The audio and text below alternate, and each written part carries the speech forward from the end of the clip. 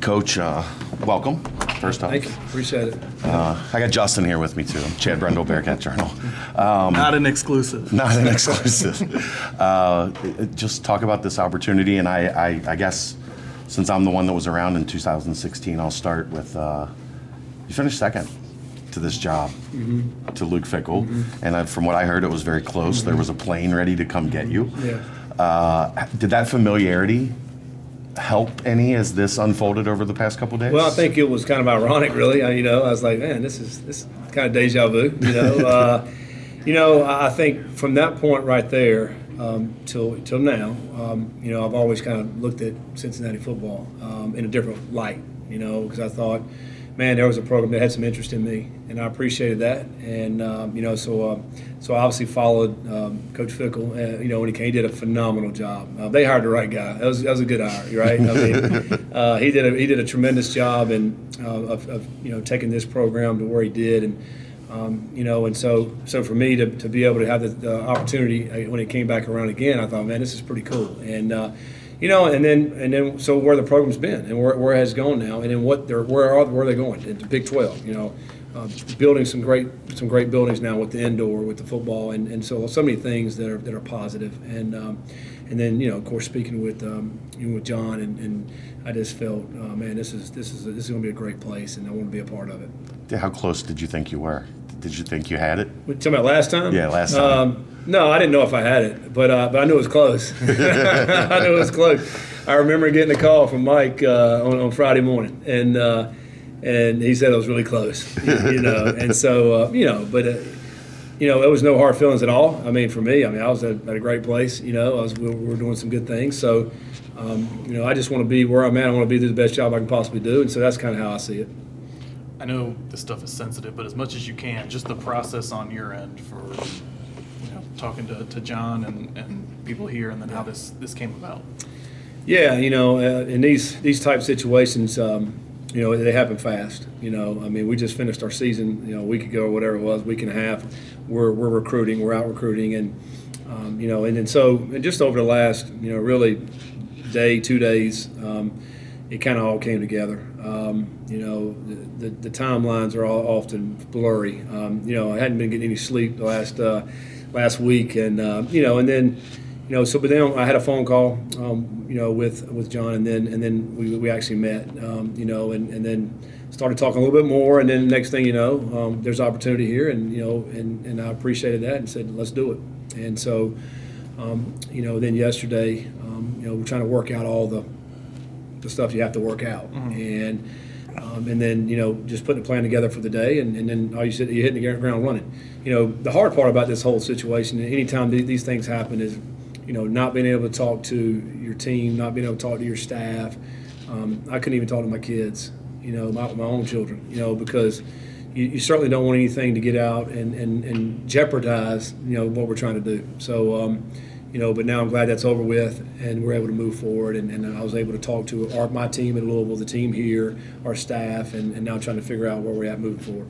What was it about maybe John and his pitch, and then just the program in general, that's different maybe than a few years ago that enticed you? Well, I think certainly the program's in a different spot than it was a few years ago. Again, what Coach Fickell did was tremendous, and then now the landscape of college football has changed. Since the time that was to where we are now, it's like a whole completely different ball game, right? With NIL, with transfer portal, with new conference that we're going into now, it's completely changed. And I think when we went through COVID, I think it's forever changed it moving forward. And to me, the ones and the coaches that and the programs that are embracing the portal, we don't like it, but we have to embrace it. And then the NIL opportunities, the ones that are doing that are the ones that end up having more success, I think. And so it's way different now because you just built out your program. You signed a high school player. You maybe redshirted him. He maybe played, and he was there with you for 5 years. That's what you did. Now, all right, what team we're going to have this year? And that's just the reality of it. And so we do have to embrace that. I do think you have to make sure you're taking care of your players. You have to make sure you're taking care of your team.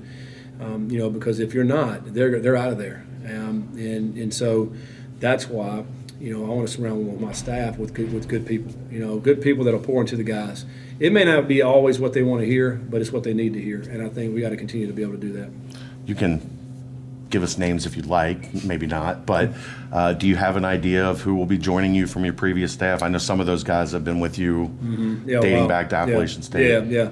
Right now, as we sit, I don't really want to give any names. There's certainly going to be some guys that we'll want to bring over. We do have to hit the ground running in recruiting. I mean, and it takes a lot of bodies for that. So we're going to be in the process this afternoon, tomorrow, trying to figure out, all right, who can we bring over to help. And then there'll be more. I mean, there'll be a few of those guys from Louisville that'll be over here with us. I'm looking forward to talking to some of the guys that are here in this staff that are busy now with bowl prep. We'd like to look at maybe keeping a few of those guys as well. So, right now it's kind of all up in the air, and we got to get a strength coach. I think that's the top priority that we got to do right now, and that's what we'll be doing over the next week. The coaches that are currently here, Coach Fickle placed an emphasis on guys, not an emphasis, but it had an acknowledgement of guys that had some sweat equity in the program. Walter Stewart, Gino Gaduli, Kerry Combs for his time in the city. Will that continue to be something, maybe with Kerry, with a Walt, that you think is valuable? I have spoken with Kerry, and I would like for him to be a part of my staff. I mean, he's such a valuable asset.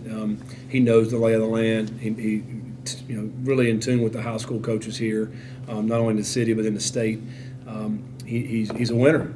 He's a winner, and so I have spoken with him. He that would be the one name that I would tell you, as we're looking at staff, and I would like to hope he would be a part of it. Obviously it'll be up to him if he wants to be a part of that or not. But we would love to have him be a part. But I do think it is good to have people that have sweat, blood, and equity in this program. I truly believe that is an asset to have those guys.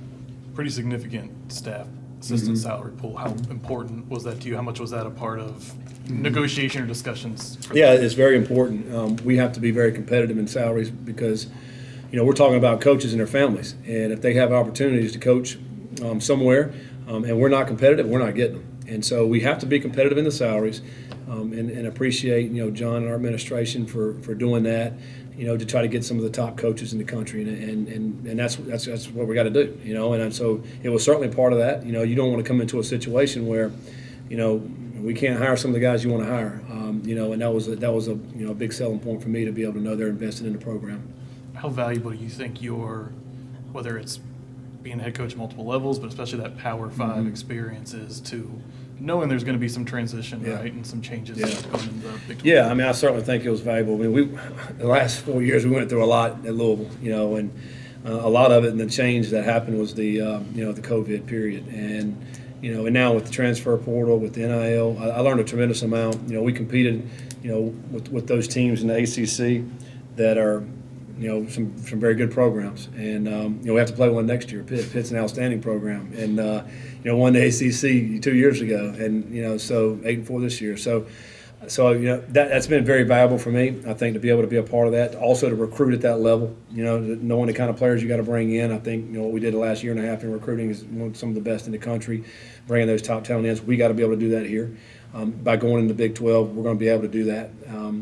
And investing in those guys. So I think it certainly was extremely valuable. Coming from a Group of 5 school, it's different.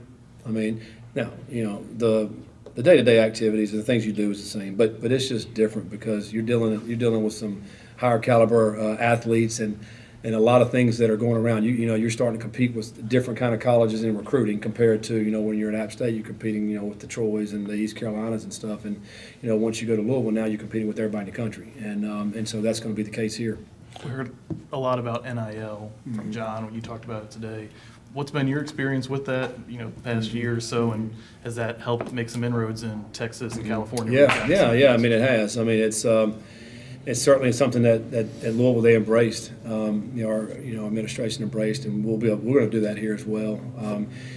If you're going to get some of the top players in the country, you're going to have to do some things for them because look at what's happening out there, particularly in some conferences, SEC, and it's incredible, right? I mean, and so in order to compete, you don't have to do it at that level. But we're going to have to be able to do it, and you're going to have to show to these players that, man, listen, your name means something. When you come here, you're going to be able to use that, your talents, and be able to be compensated for it. And we're going to have to embrace it. And so that's another big piece and about coming here, knowing that we're going to be able to do that. And we're still growing it out, and we'll continue to do that. But we're going to need people to invest in that.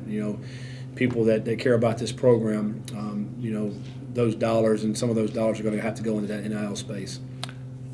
How many of these guys on this current roster did you have involvement with on the recruiting front? Is there at least a group that you know? I think I recall Evan Prater was the guy that you guys Evan, talked to. Corey, running back. Yeah. Jack Dingle.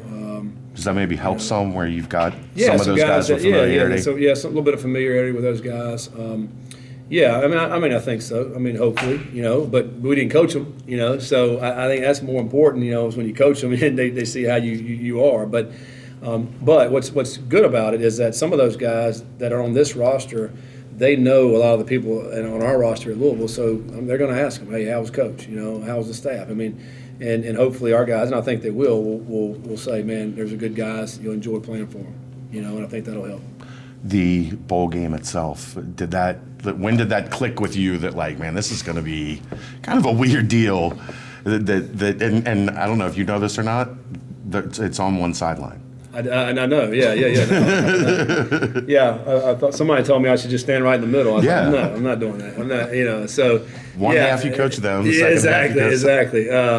So I think that dynamic, I was like, this is crazy. This is very different, but I can't help, that situation, just coincidence that we're happen to be playing each other, and then when it first happened, when I saw the game, I was like, oh, this is exciting. It was a game that we used to play and had a trophy for it. And so I thought it was pretty cool. And then of course, when, then the opportunity for the job, I was like, well, this is kind of awkward, and it is. So, but that's why I'm stepping away from anything with bowl prep or any of that kind of stuff. I'm not doing any of that. I will not be at the game.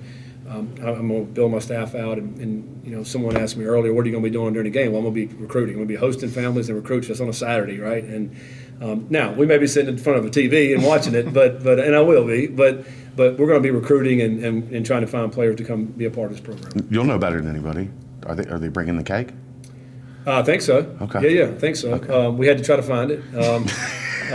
We looked all over our building, couldn't find it. Come to find out, one of our equipment managers had it at his house, so he had to bring it back up. So I think they are. We didn't get in those conversations. So, but anyway, I don't know. I don't know if that'll be a part of this game or not. No.